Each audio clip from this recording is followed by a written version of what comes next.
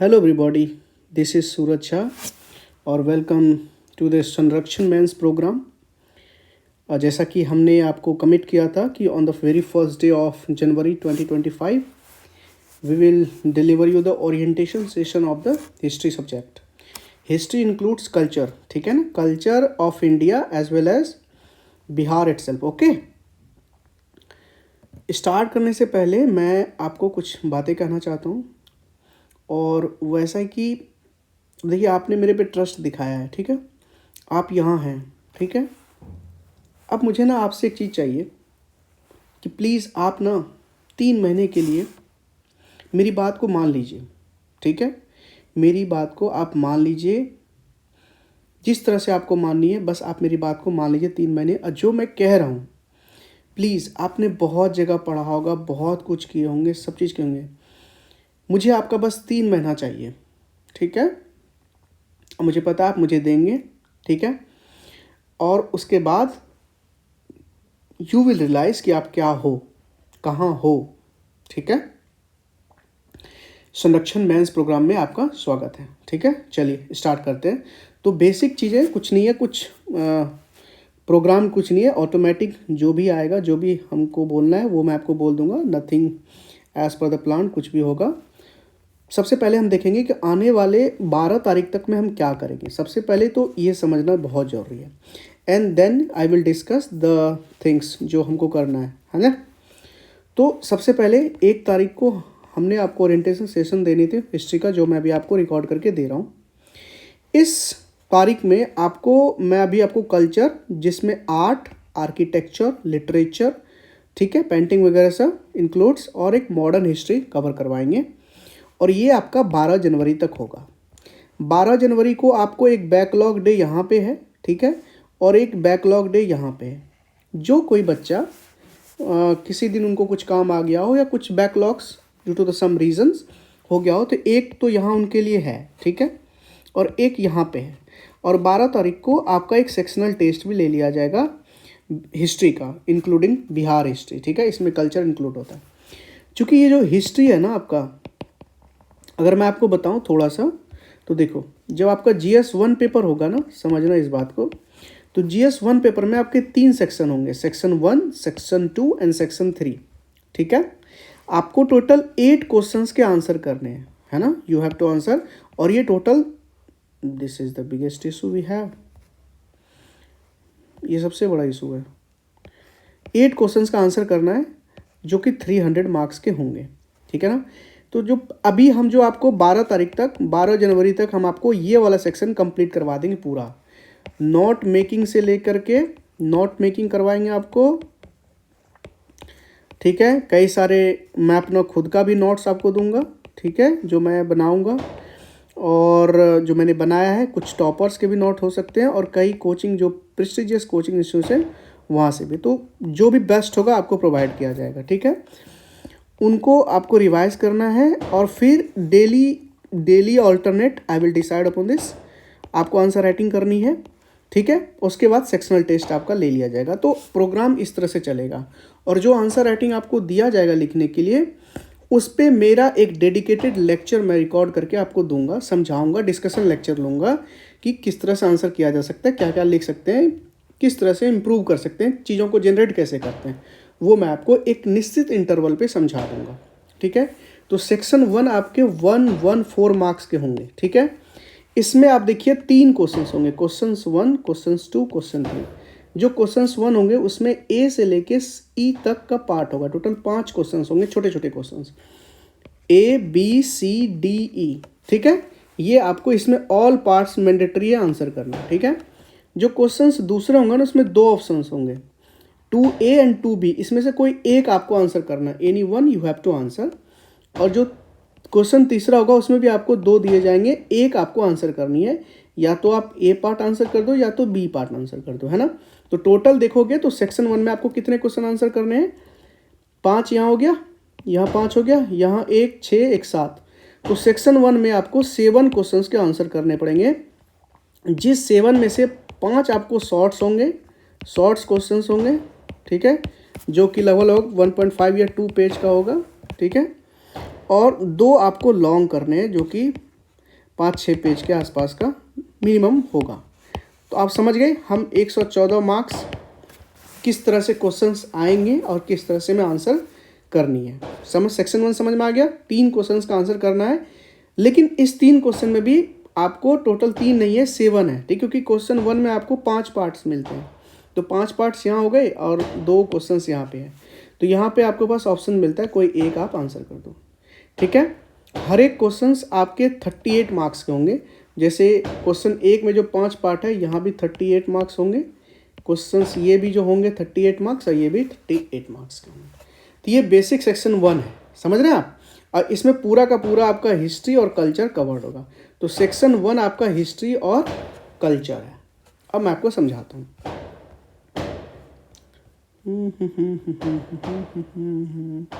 तो इसमें हमने आपको टोटल ये जो 4 दिन लगातार 4 दिन है 5 तारीख तक, हमने आपको यहाँ पे कल्चर करवाने की कोशिश किया है, ठीक है। कल्चर करवाएंगे आपको, ठीक है। इसमें बिहार कल्चर को मैंने 1 दिन दिया, क्योंकि बिहार कल्चर में ज़्यादा कुछ है नहीं।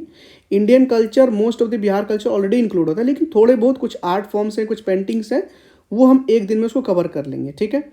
तो हमने आपको 4 दिन कल्चर के लिए दिए, जो कि मोर देन इनफ है, डोंट वरी। और एक बैकलॉग डे दिए हैं, तो 5 दिन हो गया इसके लिए। फिर हिस्ट्री के लिए आपको 4 दिन फिर दिए हैं, हिस्ट्री में मॉडर्न इंडिया प्रिसाइजली। और 1 दिन पर्सनालिटी के लिए डेडिकेटेड दिए हैं, क्योंकि क्वेश्चंस पूछते हैं। तो 5 दिन यहाँ भी हो गया, एक बैकलॉग हो गया, तो 6 दिन यहाँ हो गया। तो टोटल हिस्ट्री के लिए आपको 6 दिन, इसके लिए आपको 5 दिन, 11 दिन हो गए, ठीक है। उसके बाद सेक्शनल टेस्ट भी आपका ले लेंगे और डेली आंसर इस फेज में आपको आंसर राइटिंग लिखवाएंगे, ठीक है। मे बी ऑल्टरनेट भी लिखवा सकते हैं, और मे बी आपको डेली 1 या 2, एक तो एटलीस्ट लिखवाएंगे, ठीक है। वो हम डिसाइड कर लेंगे, ठीक है। तो ये हम 12 तारीख का प्लान इस तरह से जाएगा, आप अगर समझ गए होंगे, ठीक है। चलिए देख लीजिए थोड़ा सा। बाकी ये तो आपको पता ही होगा ना कि थोड़ा सा मेंस का क्या प्रोग्राम होता है, आपको पता ही होगा। मेंस का जो पेपर 1 होगा वो जनरल हिंदी का होता है, जो 100 मार्क्स होगा। 3 घंटे की क्लास, 3 घंटे की टेस्ट होती है। मिनिमम आपको 30% लाने होते हैं, है ना। और ये क्वालिफाइंग है, आपके फाइनल ऐड नहीं होंगे फाइनल मार्क्स में, ठीक है। उसके बाद 2 GS होंगे, एक GS 1, एक GS 2, ठीक है। एक ऑप्शनल होता है, लेकिन पहले ऑप्शनल 300 मार्क्स का होता था, लेकिन अभी ये हटा दिया गया और इसको भी क्वालिफाइंग बना गया। 33% मार्क्स आपको लाने हैं, ठीक है। तो 100 मार्क्स में से आपको 33 मार्क्स लाने हैं, ठीक है, इतना ही लाना है। और अभी ऐसे को इंट्रोड्यूस कर दिया है 68 और 69 से, ठीक है। तो ऐसे आपका 300 मार्क्स का होगा, ठीक है।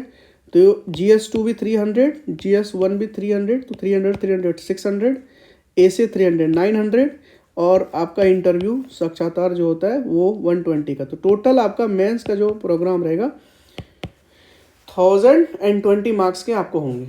और GS 1 में जो DI होता है वहाँ पे आपको कैलकुलेटर अलाउड होता है। तो जब DI करवाएंगे तो आपको कैलकुलेटर खरीदवाएंगे, मोबाइल से नहीं करनी है, ठीक है।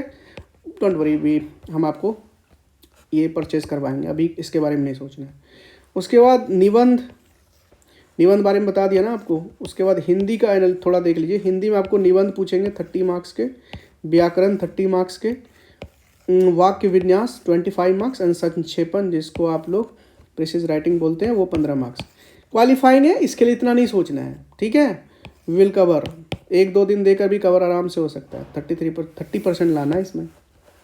अब आते हैं GS 1 का सिलेबस, जो हमें 12 तारीख तक में कंप्लीट करना है, आने वाले 11-12 दिन में, ठीक है। तो देखिए सिलेबस क्या है, पहले हम सिलेबस देख लेते हैं और फिर हम एनालिसिस करेंगे PYQs का, ठीक है।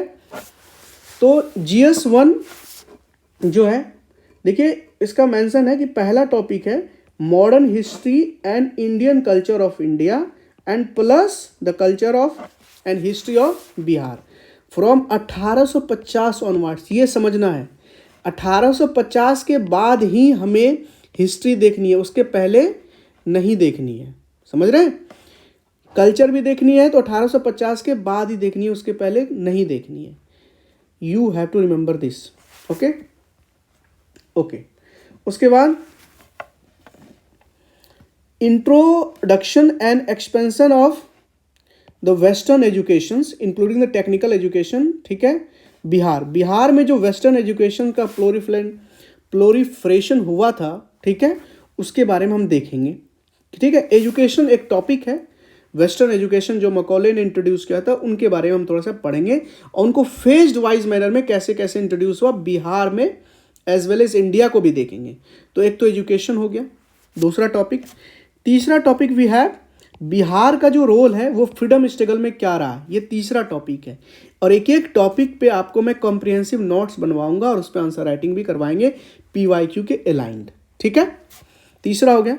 चौथा topic we have Santhal uprising. बहुत सारे रिवॉल्ट है कुछ, जब मैं आपको सेग्रीगेटेड हुए PYQ दिखाऊंगा तो वहाँ मैंने इन डेप्थ सेग्रीगेटेड करके बनाया है।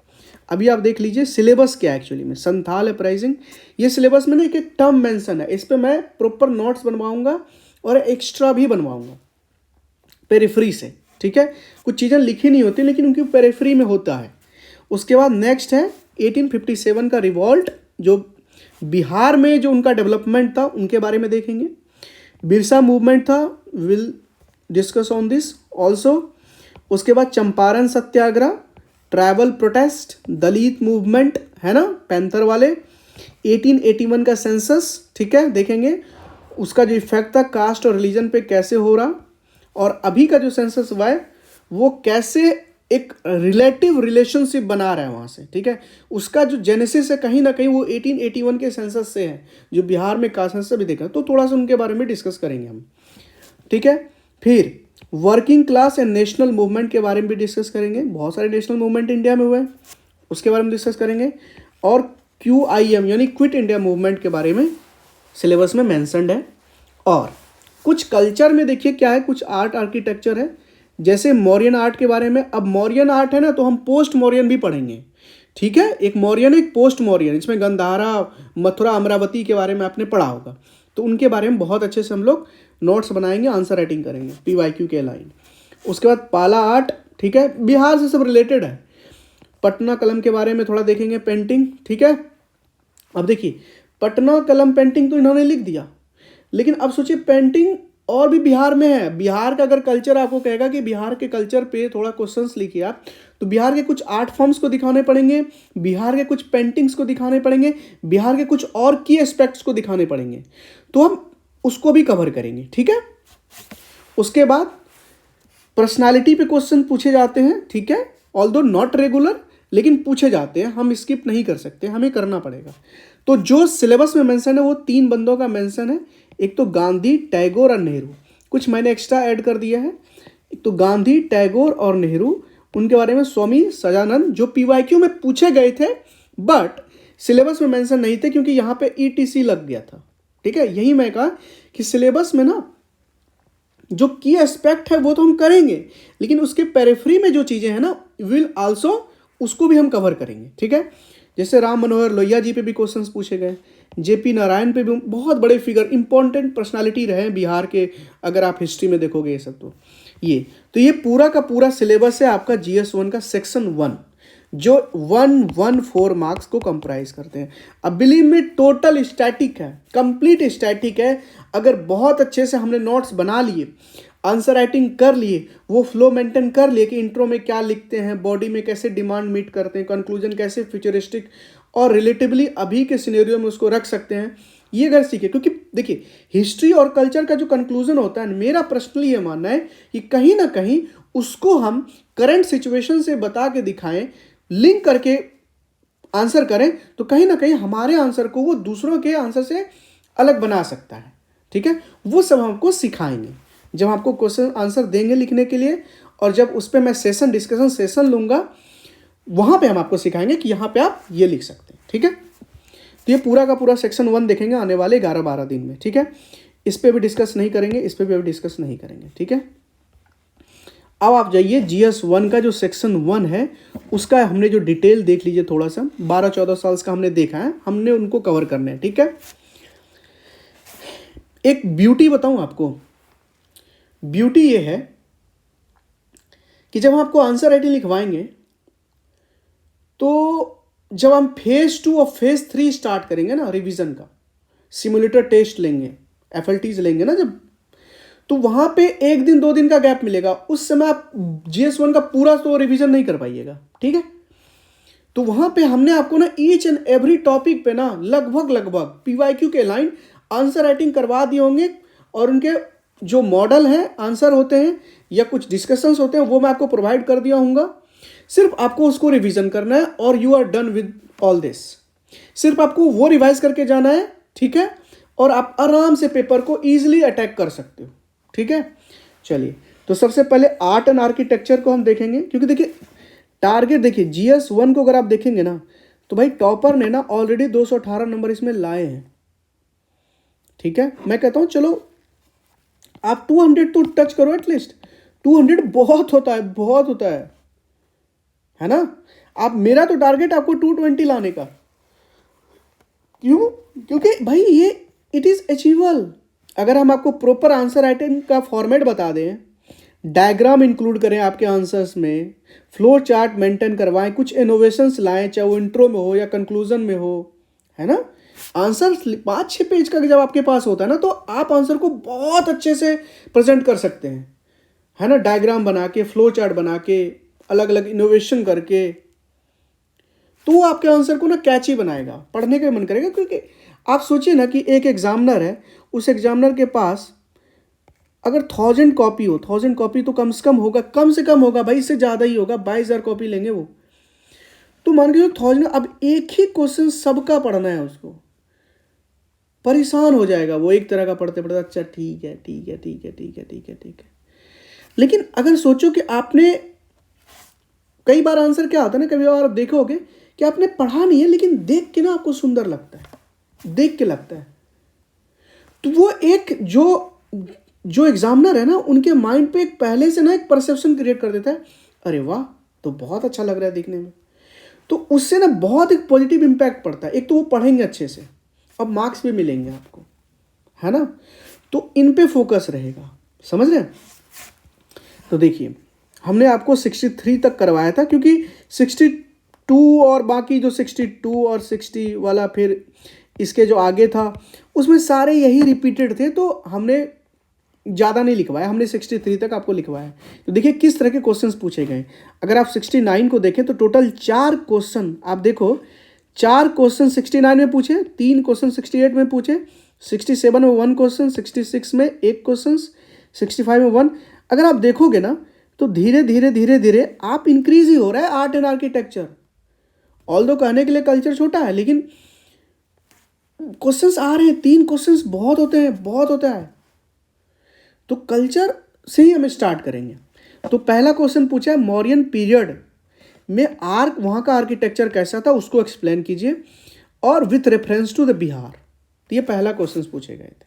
उसके बाद जो ईस्टर्न इंडिया में एंशियंट पीरियड में जो केव पेंटिंग हुई थी, उनके बारे में आपको डिस्कस करना है, केव पेंटिंग के बारे में। तो अब देखिए, जब आपको पेंटिंग पढ़ाएंगे ना, तो पेंटिंग में आपको मेजोलिथिक, नियो ये सब पढ़ाएंगे कि कैसे डेवलपमेंट हुआ है वहाँ से, ठीक है। तो ईस्टर्न इंडिया में उसके बारे में पढ़ेंगे, तो बहुत अच्छे से पढ़ेंगे, don't worry, we will cover everything. उसके बाद बिहार कैसे एक सेंटर ऑफ लर्निंग रहा है and spiritual for the ancient time, है ना। शुरू से बिहार जो है ना, एक ऐसा लैंड रहा है जहाँ पे बड़े बड़े जो पर्सनालिटी हैं, चाहे वो आर्यभट्ट हो या बाकी जो हो, ठीक है, वो सब वहीं से प्रेजेंट रहे हैं, ठीक है। चाहे वो बड़े बड़े यूनिवर्सिटीज़ आप देख लो, है ना, चाहे वो बुद्धिज़्म या फिर जैनिज़्म, इन सब का जो अगर आप देखोगे तो सेंटर ऑफ लर्निंग और स्पिरिचुअल रहा है सिंस एंशिएंट टाइम। तो वो आपको कैसे प्रूव करोगे, वो आप कैसे डिस्कस करोगे, वो आप डिफरेंट एग्जाम्पल्स देखिए, अलग अलग पीरियड वाइज आप शुरू से लेके आओगे फ्रॉम द एंशिएंट टाइम, और धीरे धीरे वो क्रोनोलॉजी से लेकर के आप बताना स्टार्ट करोगे विथ एग्जाम्पल्स। तो आप इस क्वेश्चन को एड्रेस कर सकते हो। तो इसमें 3 चीज़ देखा, एक मौर्यन आर्ट के बारे में देखा, ठीक है, फिर पेंटिंग के बारे में देखा, दूसरा अब बिहार के बारे में देखा कि बिहार कैसे, बेसिकली ये जो क्वेश्चन है बिहार के कल्चर वगैरह सबको, कल्चर के बारे में ही पूछ रहा है एक्चुअली, ठीक है। तो ये 69 था। 68 में अगर आप देखोगे तो पटना कलम पेंटिंग के बारे में पूछा गया, अगेन पेंटिंग के बारे में, यहाँ भी पेंटिंग के बारे में पूछा गया था, तो यहाँ भी पेंटिंग है, ठीक है। उसके बाद देखो केव का डेवलपमेंट, दोबारा केव का डेवलपमेंट, यहाँ केव पेंटिंग पूछा था, यहाँ केव का डेवलपमेंट पूछा है एंशिएंट इंडिया में। तो ये सेम अगर आप पेंटिंग पढ़ोगे ना, तो ये चीज़ खुद ब खुद एड्रेस हो जाएगा, ठीक है। देखो रिपीटेशन देखो आप, उसके बाद टेम्पल का डेवलपमेंट किस तरह हुआ है, नगरा स्टाइल का, यानी नॉर्थ इंडिया में तो नगरा स्टाइल होता है, साउथ इंडिया में द्रविड़ा स्टाइल होता है, एक वैसराव स्टाइल होता है। तो नॉर्थ इंडिया में उन्होंने टेम्पल का डेवलपमेंट पूछ लिया, स्टेजेस ऑफ डेवलपमेंट। ठीक है, सॉरी। तो देखो, पेंटिंग, केव और फिर टेम्पल। जब हम अब, क्योंकि हमने पढ़ लिया कि नॉर्थ इंडिया के बारे में पूछ लिया, तो हम साउथ इंडिया को भी कवर कर लेंगे। मतलब द्रविड़ा स्टाइल का जो टेम्पल आर्किटेक्चर होता है वो भी कवर कर लेंगे। ठीक है, मोस्ट प्रोबेबली वो आ जाए, है ना। नेक्स्ट, उसके बाद 67 में एक क्वेश्चन पूछे गए, वो भी मौर्यन आर्ट से, रिपीटेशन हुआ, है ना। 67 सीधा, 69 में रिपीटेशन हुआ। उसके बाद पटना कलम फिर से पूछ लिया गया, मेन फीचर्स। अब देखो पटना कलम कहाँ पूछा है, यहाँ पे 68 में, देखो रिपीटेशन हुआ, एक साल छोड़ के एक साल। फिर पाला आर्ट के बारे में पूछा है 65 में। ठीक है, और इसका रिलेशनशिप, क्योंकि पाला, ऑल्दो अगर आप इंपेरियल लैंग्वेज अगर आप पूछोगे तो बुद्धिज्म का क्या है, पाला ही है। अब प्राकृत आपका जैनिज्म का है। तो पाला जो आर्ट है उनका फीचर्स पूछा, उसका relationship with the Buddhism with special reference to the Bihar, ये पूछा है, पाला के बारे में पूछा है। और फिर मौर्यन के बारे में फिर से पूछ दिया। अब देखिए दो चीजें हैं, एक है आर्ट और एक है आर्किटेक्चर, दोनों को अलग अलग समझाना है, दोनों में अंतर होता है, बहुत अंतर होता है। And it's relationship with the Buddhism. तो देखिए पाला पूछा तो इसका रिलेशनशिप बुद्धिज्म के साथ, मौर्यन आर्ट पूछा तो इसका रिलेशनशिप बुद्धिज्म के साथ। फिर पटना कलम अगेन, अब पटना कलम के बारे में यहाँ भी पूछा गया, यहाँ भी पूछा गया। तो देखो कितना रिपीटेशन है, कितना ज़्यादा रिपीटेशन। अब सोचो कि जो भी यहाँ से पूछे जा रहे हैं, ठीक है, इन शॉर्ट हमने क्या करना है, मौर्यन पे नोट्स बनाएंगे। मौर्यन में एक तो ड्यूरिंग मौर्यन और एक पोस्ट मौर्यन, दोनों के बारे में पढ़ेंगे। ठीक है, पाला के बारे में पढ़ लेंगे। ठीक है, पेंटिंग डेवलपमेंट केव जो ईस्टर्न इंडिया में हुआ था, ठीक है, और एक पटना कलम पढ़ लेंगे। फिर टेम्पल डेवलपमेंट पढ़ेंगे, नॉर्थ में भी और साउथ दोनों में। ठीक है, और बिहार का एक होलिस्टिक कवर करेंगे, आर्ट और पेंटिंग को। जो आप पढ़ते हैं ना, वो मंजूषा पेंटिंग, मधुबनी पेंटिंग और सारी पेंटिंग, है ना। तो बिहार के एक होलिस्टिक हम आर्ट और पेंटिंग वगैरह सब डिस्कस करेंगे, लाइक मधुबनी एंड अदर्स। तो ये हमारा पूरा का पूरा कवर होगा। तो जितने भी PYQs हैं इनसे सारा का सारा नोट्स बनवाएंगे। सिलेबस में इसके एक्स्ट्रा जो है उस पर भी नोट्स बनवाएंगे, 1 2 4 चीज़ें और ऐड करवाऊंगा। ठीक है, ये आपका एक बेस मटेरियल होगा जो कि बहुत ज़्यादा कॉम्प्रिहेंसिव होगा। ठीक है, इसके बाहर कुछ भी नहीं। अगर आप बात करोगे आर्ट एंड आर्किटेक्चर, क्योंकि 3 क्वेश्चंस पूछने की संभावना है। 69 में 3 क्वेश्चंस पूछे गए, 68 में 3 क्वेश्चन, तो देखो पैटर्न है। तो 70 में भी 3 क्वेश्चंस पूछे जाएंगे, और 71 वाला जो देख रहे हैं कम से कम 3 क्वेश्चंस तो होगा। अगर 3 नहीं होगा तो 2 तो डेफिनेटली होगा, कोई इसको रोक नहीं सकता। ठीक है, क्योंकि ट्रेंड है। ठीक है, उसके बाद तो ये आर्ट आर्किटेक्चर हो गया, कल्चर बारे में इंक्लूडिंग इंडिया एंड बिहार। अब आप समझो रिवॉल्ट। अब मैंने सेग्रीगेटेड किया, देखो रिवॉल्ट से रिलेटेड किस तरह के क्वेश्चंस पूछे गए। सबसे पहले संथाल अपराइजिंग से पूछे गए। तो संथाल अपराइजिंग से कब कब पूछे गए, 69 में, 67 में, 66 में और 63 में, है ना। तो देखो कितना, 66, 67, 68, सॉरी 69, तो हो सकता है 70 में पूछ ले, 71 में डेफिनेटली चांस बन रहा है ना। तो संथाल अपराइजिंग के बारे में क्या क्या पूछा, इसके कॉजेस पूछे, कोर्सेस पूछा, आउटकम्स पूछा, है ना। अब बिहार से रिलेटेड थोड़ा, है ना। ओके, उसके बाद इंडिगो रिवॉल्ट के बारे में पूछा। कब पूछा, 69 में पूछा, 68 में पूछा। इनको एवेल्युएट करने के लिए पूछा। अच्छा, एक चीज़ मैं आपको बताता हूँ। अभी क्या है ना कि कल मैं आपको ना एक छोटा सा लेक्चर दूंगा, छोटा सा रिकॉर्डेड। उसमें जितने भी आप देखते हो ना डायरेक्टिव वर्ड्स, समझते हो क्या होता है डायरेक्टिव वर्ड्स, समझते हो क्या आप? डायरेक्टिव वर्ड्स होते हैं ना, जैसे, क्योंकि ये बहुत इंपॉर्टेंट है। डायरेक्टिव वर्ड अगर चेंज हुआ तो क्वेश्चंस का आंसरिंग चेंज हो जाता है। सिंपल, एक लाइन लिखा है, आपको लिखा है एग्जामिन, एक लाइन लिखा है, उसको लिखा है आपको डिस्कस, या यहाँ लिख दिया क्रिटिकली एग्जामिन, या क्रिटिकली एवरेट, या एनुमरेट, है ना, लिस्ट डाउन। बहुत सारे हैं ना, कुछ 6-7 इंपॉर्टेंट हैं, ठीक है, तो वो मैं आपको बता दूंगा, ठीक है ना, और उसके बाद ही आप आंसर राइटिंग करो क्योंकि वो बहुत इंपॉर्टेंट है ना, तो वो डायरेक्टिव वर्ड्स आपको समझाऊंगा, डोंट वरी। फिर इंडिगो से इवेल्युएट पूछा, इम्पैक्ट पूछा कि इंडिया के फ्रीडम स्ट्रगल पे इसका क्या रहा, ठीक है। उसके बाद मुंडा रिवॉल्ट, तो देखो संथाल रिवॉल्ट पूछा, इंडिगो पूछा, मुंडा आ गया, बड़े बड़े रिवॉल्ट हैं और ये सिलेबस में मेंशन है।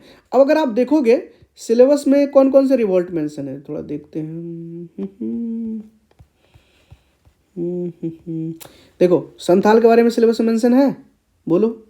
1857 के बारे में मेंशन है, बिरसा के बारे में मेंशन है ना, और ज़्यादा मेंशन नहीं है, ये 3 मेंशन है, संथाल, बिरसा मुंडा और 1857।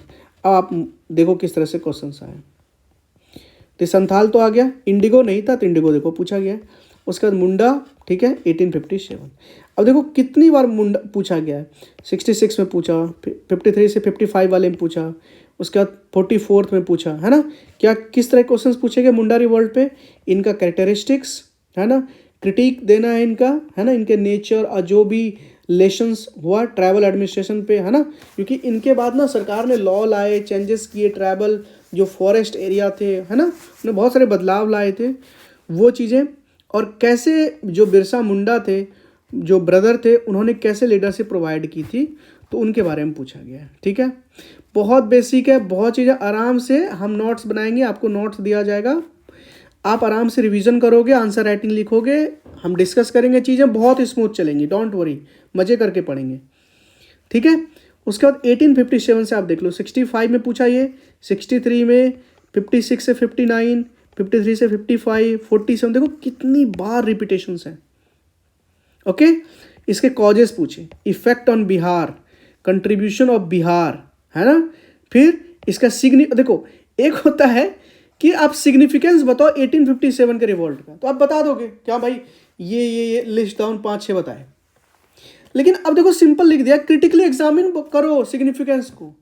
अब आपको ना दोनों एस्पेक्ट दिखाने पड़ेंगे, and with special reference to Bihar. तो ये डायरेक्टिव वर्ड्स का कितना महत्व होता है, कितना इंपॉर्टेंस है, पूरा का पूरा आंसर का स्ट्रक्चरिंग बदल जाता है डायरेक्टिव वर्ड्स के कारण। बहुत सारे बच्चे यही गलती कर, उनको लगता है अच्छा ठीक है, पूछा है सिग्निफिकेंस दिखा 1857 के रिवॉल्ट का, हाँ ठीक है बता दी सिग्निफिकेंस, है ना। लेकिन भाई सिग्निफिकेंस नहीं पूछा है, समझिए बात को, उन्होंने सिग्निफिकेंस को क्रिटिकली एग्जामिन करने के लिए पूछा है, क्रिटिकली एग्जामिन करना है, ठीक है। 1857 में कुंवर सिंह जो थे, है ना, कहते हैं ओल्ड मैन ऑफ इंडिया भी कह सकते हो, बिहार भी बोल सकते हो, grand old man, role of Kunwar Singh, इनको भी क्रिटिकली एनालाइज करना है। भाई उनका कंट्रीब्यूशन तो बहुत बड़ा रहा, उन्होंने लीडरशिप प्रोवाइड करी, लेकिन वो लीडरशिप कितना इफेक्टिव रहा, ये है क्रिटिकली एग्जामिन। आपको दूसरा साइड दिखाना है, आपने मेहनत की, है ना, लेकिन कमी भी क्या रही, that is critically examine. Actually सुबह से बहुत थक गया हूं, बट हमने आपको कमिटमेंट किया है तो पीछे तो नहीं हट सकते ना, देना ही पड़ेगा। उसके बाद कॉजेस पूछा है इसके बारे में, बिहार में और उसका फेलियर का क्या रीजन था, है ना। तो जब आप फेलियर के बारे में पढ़ोगे तो क्रिटिकली एग्जामिन खुद कर दोगे। उसके बाद तीसरा इंडियन फ्रीडम स्ट्रगल, तो देखो 3 पार्ट हमने, पहला तो art and architecture, pillar 1, pillar 2 revolt, pillar 3 Indian freedom struggle. अब इसमें भी मैंने सब डिवीजन किया है, कैसे, सबसे पहले मूवमेंट, ठीक है, उसके बाद देख रहे कितना एक्ट्स, उसके बाद Indian national freedom struggle, and then personalities, ठीक है, एंड देन एजुकेशन, देन खत्म। तो इसमें सब डिवीजन हुआ है, 5 सब डिवीजन हुआ है। तो सबसे पहले मूवमेंट में किस तरह से क्वेश्चंस आए, तो चंपारण सत्याग्रह के बारे में पूछा, क्विट इंडिया मूवमेंट के बारे में पूछा, इंडिविजुअल सत्याग्रह के बारे में पूछा है, सीडीएम के बारे में पूछा है, peasant movement in Bihar, Dalit movement in Bihar, है ना, इन सब के बारे में पूछा है। देखो ये चंपारण कितनी बार आए, 1 2 3 4 5, है ना, 69 में पूछा, 67, 66, 60, कितना रिपीटेशन है। पीवाईक्यू बीपीएससी छोड़ो यार, आप बीपीएससी छोड़ो, मैं कहता हूँ कोई भी एग्जाम हो, यूपीएससी भी ना, यूपीएससी अगर किसी को ये समझ में आ गया ना कि पीवाईक्यू का कितना ज्यादा इंपॉर्टेंस है, आप सिर्फ पीवाईक्यू करके जाओ, बेसिक चीज सिलेबस कंप्लीट कर लो, सिलेबस का हर एक जो टॉपिक्स दिया हुआ उसमें नोट्स आपके पास होनी चाहिए, पीवाईक्यू कर लो, 2-4 एफएलटीज लिख लो एंड यू आर डन। इससे ज्यादा कुछ नहीं करना, है ना। 10 चीजें नहीं पढ़नी, 10 जगह जाके नहीं पढ़नी, ये कर लेते हैं वो कर लेते हैं, दिखने में कोई मतलब बच्चे ऐसे होते हैं, दिखने में कोई पीडीएफ सुंदर लग रहा है, अट्रैक्टिव लग रहा है, अरे ये तो बहुत अच्छा होगा, अरे नहीं भाई, जो दिखती है वो तो सबसे पहले गड़बड़ होती है। अब देखोगे तो ये चीजें कितनी मतलब दिखने में इतनी अट्रैक्टिव नहीं लग रही है मेरी ये पेजें, लेकिन इस पर बहुत मेहनत की है ना। इस तरह के पीवाईक्यूज आपको कहीं सेग्रीगेटेड इस तरह से मिलेगा ही नहीं, आप खोज लो कि भाई इंडियन फ्रीडम स्ट्रगल के अंदर भी हमने आपको 5 सब डिवीजन दिए हैं, और उस पिलर्ड अप्रोच, सब पिलर्ड अप्रोच पे जाके नोट्स बनाएंगे, आंसर राइटिंग करेंगे, है ना। तो पिलर, सब पिलर 1 कौन है, मूवमेंट। तो ये 5 तरह के 6 तरह के मूवमेंट्स पूछे गए, ठीक है, इसको कवर करेंगे। उसके बाद एक जो इंपॉर्टेंट एस्पेक्ट है वो समझिएगा कि एक्ट्स पूछना स्टार्ट हो गया। अगर आप देखोगे तो नॉर्मली सिलेबस में इस तरह से मेंशन नहीं है कि हाँ भाई एक्ट भी पूछेगा, लेकिन 60 इसलिए पीवाईक्यू बहुत इंपॉर्टेंट हो जाता है। हमारा कोशिश यही रहेगा कि आपका पूरे के पूरे प्रिपरेशन को ना पीवाईक्यू के अलाइंड रखूं, बिल्कुल इधर उधर ना करो। और अगर हमने अलाइंड रखा तो हमें ज़्यादा चीज़ें करने की जरूरत नहीं पड़ेगी, हम बहुत चीज़ें जो नीड है, जो जरूरी है, although we will cover very comprehensively, but जो चीज़ें जरूरी है वही, है ना। तो 68 में एक्ट पूछा, गवर्नमेंट ऑफ इंडिया एक्ट 1858। 69 में पूछा इंडियन काउंसिल एक्ट 1892। ऑल्दो ये 38 मार्क्स में नहीं पूछे गए हैं, छोटे छोटे मार्क्स, वो जो सब पार्ट्स होता है ना, जैसे क्वेश्चन 1 में ABCDE, तो हमने आपको ना 7 से 8 एक्ट्स देने हैं जी। मेरा है ना कि एक PDF भी पड़ा होगा संधान पे, है ना, एक्ट्स वाला पूरा बहुत अच्छे से बनाया है उसको, सिर्फ वो कर लोगे ना, you are done with the acts. जरूर 6 अभी मैं लिख के आपको देता हूँ, 70 में और 71 में एक एक्ट जरूर आएगा, डेफिनेटली आएगा।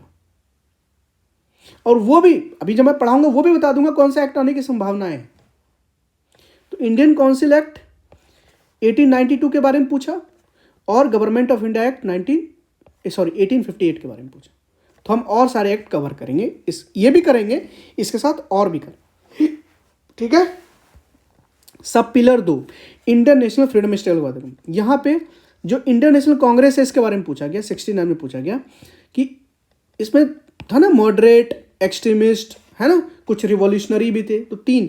अब देखिए यहाँ मॉडरेट फेज के बारे में पूछा कि जो मॉडरेट्स थे उनका क्या कंट्रीब्यूशन रहा है ना, the Indian national freedom struggle में और INC के फॉर्मेशन में भी। अब चूंकि मॉडरेट के बारे में पूछा है तो हम एक्सट्रीमिस्ट के बारे में भी पढ़ेंगे, और हम रिवॉल्यूशनरी के बारे में भी पढ़ेंगे। ये होता है पीवाईक्यू को रिसर्च करना, समझ रहे हैं। क्योंकि भाई इस बार क्योंकि INC अगर आप देखोगे तो इसमें मॉडरेट है, एक्सट्रीमिस्ट है, और एक तीसरा रिवॉल्यूशनरी भी है, भूलिए मत इसको। इस पे पूछा है, क्या पता अब इस पे पूछेगा, है ना। फिर इंडियन नेशनल मूवमेंट को देखिए कि इंडियन नेशनल मूवमेंट का जो इमरजेंस स्टार्ट हुआ, इवोल्यूशन स्टार्ट हुआ, उसके क्या फैक्टर्स थे, ब्रिटिश पॉलिसी के साथ साथ और क्या फैक्टर्स थे जिसके वजह से इंडियन नेशनल मूवमेंट स्टार्ट हुआ, और कैसे इसने एक डायरेक्शन दी इंडिया के फ्रीडम स्ट्रगल को, है ना। उसमें बिहार का क्या रोल था, है ना। हर एक क्वेश्चन हम ट्राई करेंगे, जहां भी जरूरत हो हम बिहार का एस्पेक्ट जरूर लाएंगे, एक छोटा सा ऐड कर देंगे ना बिहार का रेफरेंस। अब वो बिहार लगने से उसके मार्क्स बढ़ जाते हैं भाई। अगर वो 38 मार्क्स का है, बिहार का लग गया, आज समझ लो 8 मार्क्स तो कवर है वहां पे। अगर आपने बिहार के बारे में स्पेसिफिकली मेंशन नहीं किया तो आप समझ लो कि आप 30 मार्क्स में एड्रेस कर रहे हो। ठीक है, समझ रहे हैं? नाउ पर्सनालिटी के बारे में देखिए, ऑल्दो 3 पर्सनालिटी के बारे में मेंशन है, टैगोर, गांधी जी और नेहरू जी। अब देखिए किस तरह के क्वेश्चंस पूछे गए हैं। डोंट वरी, हमारे पास ना आपके लिए बहुत बहुत अच्छे से गांधी जी को कवर करवाने के लिए है। ठीक है, और रिवीजन सेक्शन जब लेक्चर्स आपको दूंगा तो वहां मैं खुद भी आपको समझाऊंगा, डोंट वरी। ठीक है, नोट्स भी कैसे बनाते हैं एक लेक्चर मैं इस पे भी रिकॉर्ड कर दूंगा कि नोट्स एक्चुअली बनाते कैसे हैं। ठीक है, factor responsible for the emergence of Gandhi as a eminent nationalist leader, ये 67 में पूछा है ना, कि गांधी जो इतने बड़े इंपॉर्टेंट फिगर, इतने बड़े इंपॉर्टेंट लीडर बने, उसकी मतलब कौन कौन से ऐसे फैक्टर रिस्पॉन्सिबल थे, है ना। चाहे वो उस समय का सर्कमस्टांसेस हो, चाहे उनकी अपब्रिंगिंग हो, चाहे उनका एक्सपीरियंसेस हो, या उनका जो तरीका था, है ना, स्ट्रगल का, वो है, या बाकी चीज़ है। क्या ऐसे फैक्टर्स हैं जिनके वजह से वो एक एमिनेंट नेशनलिस्टिक लीडर बने, एज इमर्ज हुए। दूसरा, उनका जो व्यूज़ है ना अलग अलग चीज़ों पे, जैसे सत्याग्रह पे है जो 66 में पूछा, कास्ट एंड रिलीजन पे है जो 65 में पूछा, है ना। उसके बाद उनका जो एक आइडिया था ना सोशल और कल्चरल थॉट्स का, उनके बारे में पूछा 63 में। वर्णा जाति सिस्टम के बारे में पूछा था, है ना। उसके बाद उनका जो रोल था बिहार के मास मूवमेंट में, उनके बारे में पूछा था। इतना तो हम कवर करेंगे, इसके साथ और भी कवर करेंगे कि उनका आइडिया क्या था स्वराज पे, उनका आइडिया क्या था वुमेन पे, उनका आइडिया क्या था एंड्स और मीन्स पे, है ना, नॉन वायलेंस पे। ठीक है, बहुत सारे कवर करेंगे यार। ऐसे थोड़ी ना बिपिन चंद्रा बोला कि भाई Gandhi ji is a एक्सेप्शनलिस्ट master strategist. क्यों बोला, कुछ तो रीजन रहा होगा ना, विल कवर। ओके, टैगोर के बारे में किस तरह से क्वेश्चन पूछा, देखिए 68 में क्या पूछा, his ideas on society and culture, है ना। उसके बाद उनका कंट्रीब्यूशन फ्रीडम स्ट्रगल में क्या रहा, उनका कंट्रीब्यूशन बंगाली लिटरेचर और म्यूजिक। अब देखिए क्या है ना कि सिर्फ पूछ दिया कि इंपॉर्टेंट पर्सनल, सिलेबस में क्या मेंशन है, इंपॉर्टेंट पर्सनालिटी के बारे में 3 नाम दिए गए, गांधी, टैगोर, नेहरू। अब कुछ नहीं लिखा है।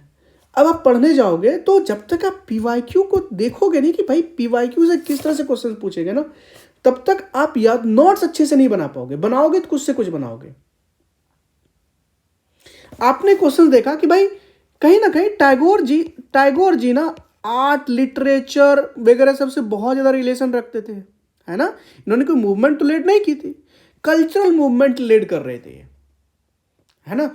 तो वो जो कल्चरल मूवमेंट थे, लिटरेचर से हो या इनके सॉन्ग से हो या बाकी चीज से हो, वो कैसे फ्रीडम स्ट्रगल में कंट्रीब्यूट किया उन्होंने, है ना। उसके बाद उनका व्यूज नेशनलिज्म पे क्या था वो भी पूछा, है ना। उनके बाद रविंद्रनाथ टैगोर के जो आइडियाज है ना, उनका social and cultural significance, basically वही नेशनलिस्टिक है। तो ये इस तरह के हैं। ठीक है, टैगोर पे इस तरह से क्वेश्चन पूछेंगे। नेहरू पे उनका व्यू सेकुलरिज्म, कम्युनिज्म, ये सब पे क्या था। ठीक है, 66 में पूछा, 64 में पूछा, है ना। तो 68 में पूछनी चाहिए, नहीं पूछा। 69 में पूछनी चाहिए, नहीं पूछा। और 67 में हाई चांसेस है नेहरू पे क्वेश्चन आएंगे। उसके बाद इंडिया के फॉरेन पॉलिसी का उनका क्या, मैन जो पंचशील आप पढ़ते हो ना, तो वो पूछा गया था, है ना, 60-62 में। उसके बाद मॉडर्न इंडिया का मेकिंग में उनका रिलेवेंस क्या, उनके थॉट का, वो पूछा गया। उसके बाद जेपी जी के बारे में पूछा गया कि क्विट इंडिया मूवमेंट के दौरान आज़ाद दास्ता लॉन्च किया था उन्होंने, पढ़ाया था ना मैंने आपको संविधान में। तो उनका रोल पूछा गया 66 में जेपी का। और उनके जो आइडियाज़ थे ना, है ना, he was a socialist leader ना, तो उनके जो आइडियाज़ थे सोशल और इकोनॉमिक आइडियाज़, उनके बारे में पूछा गया 65 में। बोस के बारे में पूछा गया है। देखिए अब सिलेबस में मेंशन नहीं है, बिल्कुल नहीं है। इसलिए मैं कह रहा हूं कि पीवाईक्यू कितना इंपॉर्टेंट है। इंपॉर्टेंट पर्सनालिटी के बारे में हमने कुछ ना कुछ पढ़ के जाने जी। पीवाईक्यू में जो मेंशन है इनके बारे में तो पढ़ के जाना ही है, साथ में और जो भी इंपॉर्टेंट है 2-4 एक्स्ट्रा करके जाएंगे, कुछ छूटना नहीं चाहिए। रोल इन आईएनए, है ना, इंडियन नेशनल आर्मी, ठीक है। 66 में पूछा है कि इनका वहाँ पे रोल क्या था। फिर राजेंद्र प्रसाद बिहार के ही थे, इनका रोल नेशनल मूवमेंट में क्या था, 65 में पूछा। सो बट बेसिकली रोल है, यहाँ भी देखो ना, बोस जी का रोल, राजेंद्र प्रसाद का रोल पूछा है ना। अब आप सबको पता है कि सुभाष चंद्र बोस का ग्रेटर रोल आर्मी वगैरह सबको लेकर के था, है ना। राजेंद्र प्रसाद का नेशनल मूवमेंट में रोल पूछा है। सदानंद सरस्वती किसान सभा मूवमेंट, एवरीवन नोज दिस, है ना। राम मनोहर लोहिया आरएमएल जिसको बोलते हैं, इनके ये भी जेपी के साथ ही थे, तो इनका भी सोशल इकोनॉमिक आइडियाज़ के बारे में पूछा। तो ये पर्सनालिटीज़ के बारे में था, इनके लिए भी हमने आपको एक दिन दिए हैं, ठीक है ना। चलिए, बैकलॉग भी है तो वहाँ भी कवर कर सकते हैं आप, कोई दिक्कत नहीं है, ठीक है। रिविजन्स तो है ही। एजुकेशन पे देखिए किस तरह से क्वेश्चंस पूछे गए। Development of the modern education in Bihar and its impact, है ना। जो वेस्टर्न एजुकेशन वही है मॉडर्न एजुकेशन, उनका डेवलपमेंट बिहार में फेज वाइज मैनर में कैसे हुआ और उसका इम्पैक्ट क्या हुआ, है ना। चाहे वो वेस्टर्न एजुकेशन हो या टेक्निकल एजुकेशन हो बिहार में, है ना, ब्रिटिश रूल के दौरान, उनके बारे में पूछा गया और उसको फिर क्रिटिकली एनालाइज करना है ना, इम्पैक्ट को। अब देखो ध्यान से देखोगे ना, तो यहाँ पे लिखा सिर्फ उसका इम्पैक्ट बताओ 69 में। अगर 66 में क्या पूछा, इम्पैक्ट का क्रिटिकली एनालाइज करो। देखो कितना अंतर है, यही होता है, यही अंतर होता है कि नॉर्म जब एक मेंटोर का है, एक मेंटोर के साथ पढ़ने में, हम आपके लिए आके नहीं पढ़ेंगे, ये बात सच है, लेकिन हम ना आपको वो रास्ता दिखा सकते हैं, हम आपको वो डायरेक्शन दिखा सकते हैं कि बाबू ऐसे करना है, ऐसे करना है ना। जहां आप गलती करोगे उस चीज से हम आपको रोकेंगे, है ना। आप देखे होंगे ना, कई सारे, मान के लिए किसी के फैमिली में आईएएस पीसीएस कुछ बन जाता है ना, पीसीएस क्रैक कर लेता है। देखे होंगे उनके जो सिबलिंग्स होते हैं ना, वो एक बार मैक्सिमम 2 बार में वो भी क्रैक कर लेते हैं। क्यों पता है, आपसे ज़्यादा मेहनत वो नहीं कर रहा होता, ये मैं बता रहा हूं आपको, आपसे ज़्यादा मेहनत वो नहीं करता है भाई, बस अंतर क्या है ना दोनों में, कि आप गलती करते हो और वो जो गलती करते हैं उसको समझाने वाला है, क्योंकि उनको पता है, उनके घर में किसी ने किया, उनको पता लग गया कि हाँ इस पाथ पे अगर कोई चले, इस तरह से करे तो ये हो सकता है। तो बस उसको वो बताया जाता है कि आपको ऐसे ऐसे करना है, ऐसे ऐसे करना है, ऐसे ऐसे करना है, और उसको फॉलो करते हैं और कर लेते हैं। हम लोग को बताने वाला ही कोई नहीं है ना, इसलिए हम गलती करते हैं। हम इनिशियल 2-3 साल तो ऐसे ही बर्बाद कर देते हैं। आप बड़े कोचिंग में जाते हो, बहुत पैसा लेता है, आपको बस बड़े बड़े पीडीएफ पढ़ाए जाते हैं, 200 300 400 पेज के लेक्चर दे जाते हैं, और बस फाउंडेशन क्लास उसको बोलते हैं। हमको लगता है उससे कहीं ज़्यादा जरूरी ये है बैठ के समझाना कि बेटा क्या चीज़ एक्चुअली में ज़रूरी है, क्या चीज़ छोड़ना है, इस पे ध्यान नहीं देना है। बैठ बैठ के 50 घंटे का इकोनॉमी का लेक्चर देख रहे हैं। मैं कह रहा हूं बेसिक आप एनसीईआरटी करो, बेसिक एनसीईआरटी करो, आप पीवाईक्यू पे रिसर्च करो, पीवाईक्यू पे रिसर्च कर लो, and you are done with the economy part. मैं यूपीएससी की बात कर रहा हूं। लोग 50 घंटे के लेक्चर देख रहे हैं, हमको तो समझ ही नहीं आता। पीवाईक्यू में हर तरह के कॉन्सेप्ट हैं भाई, छोड़ो। इसलिए मेरे सारे बच्चे संधान के बच्चे हैं, प्लीज़ हम जो आपको यहाँ पे जो भी चीज़ प्रोवाइड करेंगे, जो भी पीडीएफ्स आपको देंगे, जो भी नोट्स आपको देंगे, इसके अलावा आपको कुछ भी दिमाग नहीं लगाना है। इसलिए मैंने बोला था कि पूरे 3 महीना ना आप आंख बंद करके, यस ये सुनने में थोड़ा बुरा लगेगा, मैं आपको ये नहीं कह रहा भक्त बनो, लेकिन मान लो मेरी बात, मान लो एक बार, ठीक है। 3 महीने मांग रहा हूं आपका, बस 3 महीना, इससे ज़्यादा नहीं चाहिए। 3 महीने मेरी बात मान लीजिए, आंख बंद करके जो मैं कह रहा हूं वो आप करो बस, ठीक है। आपने बहुत समय दर्द दर्द दिए होंगे ना, 3 महीना आप करो। और जो वर्किंग प्रोफेशनल है, कोई बात नहीं, जो मैं बोल रहा हूं ना, भले उस दिन आप ना कर पाओ, 2 दिन बाद तक कर लो, 3 दिन बाद तक कर लो, बट कर लेना आप वो। लेकिन उसके अलावा दिमाग मत लगाना यार प्लीज़, कहीं और देखे कोई पीडीएफ मत पढ़ना, वो गलती मत करना। हम आपके लिए बहुत मेहनत करके सब चीज़ देंगे आपको, जो आपके लिए जरूरी होगा, इससे ज़्यादा मत करना। प्लुथोरा है चीज़ों का, है ना। इसी से साल बर्बाद करते हैं बड़े बड़े कोचिंग सब बच्चों के।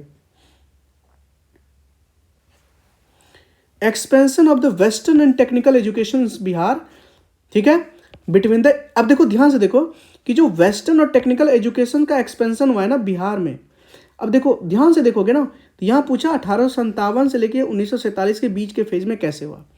57 से 47, 1857। अब यहाँ देखो तो ये 1914 तक है ना, और यहाँ देखोगे तो 1813 है।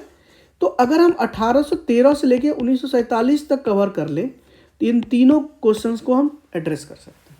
तो जब हम पढ़ेंगे ना द डेवलपमेंट और the expansion of the western technical education in Bihar, तो हम इस पूरे 1813 से कवर करेंगे 1947 तक।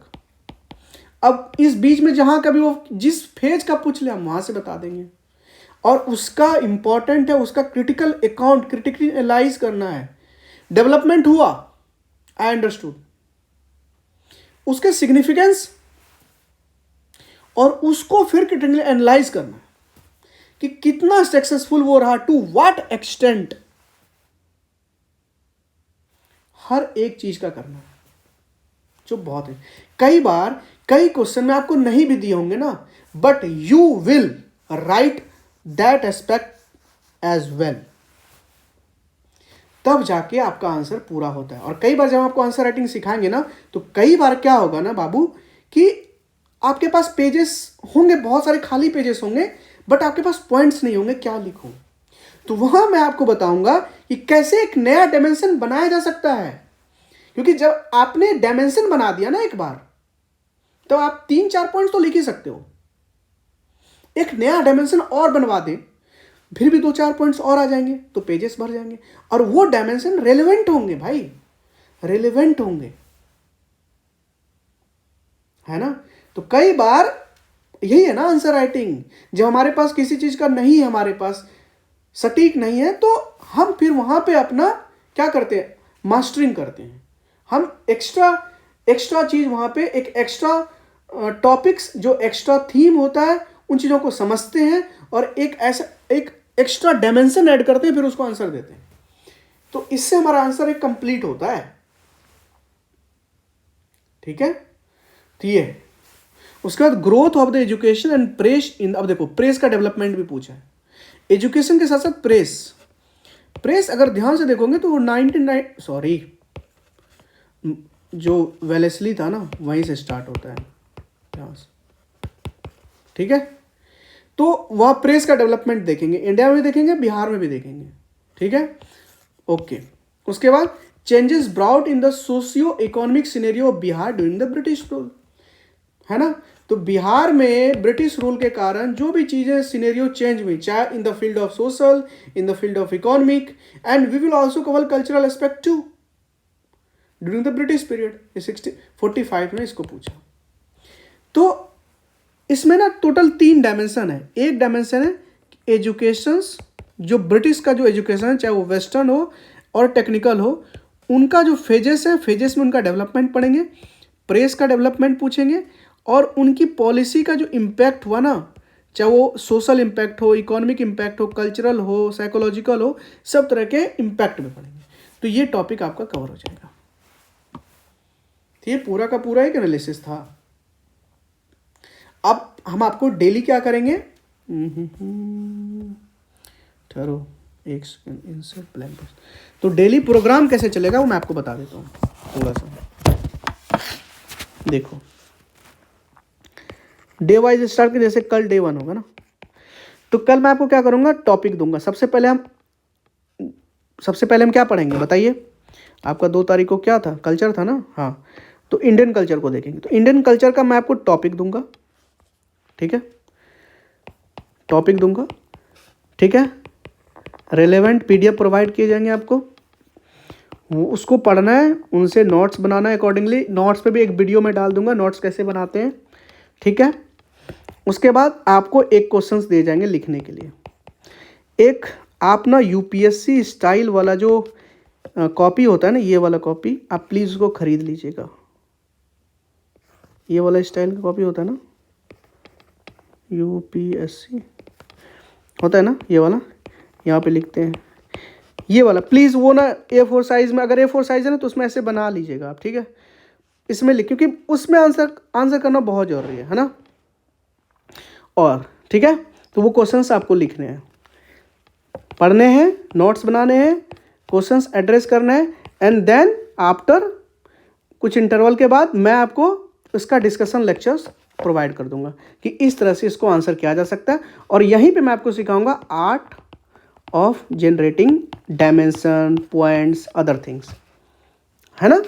अच्छा, इसके बाद एक ना डिस्कशन, या तो मैं एक डिस्कशन चैनल आपके लिए बना दूंगा, डिस्कशन, जहाँ पे जो आप लोगों के लिए पीर ग्रुप बनाऊंगा कि एक दूसरे का ना रिव्यू भी करेंगे आप लोग। क्योंकि मेरा ये मानना है कि जब एक जगह कुछ अच्छे लोग, एक ओरिएंटेड लोग एक जगह पे जमा होते हैं ना, और जब एक दूसरे की हेल्प करते हैं ना, तो उनसे चीज़ें बहुत अच्छी होती हैं। और गाइड के लिए तो मैं हूँ ही, ठीक है। तो एक डिस्कशन वाला बना देंगे, वहाँ पे आप लोग जाके पीडीएफ, अभी तो चूंकि कम बच्चे हैं तो हम संरक्षण में भी आप कर सकते हैं, लेकिन मैं देखता हूँ अगर मुझे अलग से बनाने पड़ेंगे तो मैं एक अलग बना दूंगा आपके लिए, ठीक है। वहाँ पे आप लोग, बच्चे लोग, आप एक दूसरे से बात भी कर सकते हैं, और पीडीएफ भी अपना आंसर राइटिंग अपलोड कर सकते हैं, वहाँ पे एक दूसरे का रिव्यू भी कर सकते हैं। तो बहुत हेल्प होगा, बहुत मज़े से पढ़ेंगे, बहुत अच्छे से पढ़ेंगे। हमारे जो बच्चे हैं ना, संरक्षण के जितने भी बच्चे हैं, सारे के सारे बच्चे मेंस को कॉन्कर करेंगे। संरक्षण का मतलब पता है ना, संरक्षण का मतलब होता है कि आप हमारे संरक्षण में, आप हमारे प्रोटेक्शन में, हम आपको बहुत बेहतर बनाएंगे। संधान मैंने करवाया 9 संरक्षण, ओके। तो ये प्लान होगा, आपको बस मेहनत करना है, ठीक है। बाकी हम आपको करवाएंगे, चीज़ें आपको करना है, ठीक है।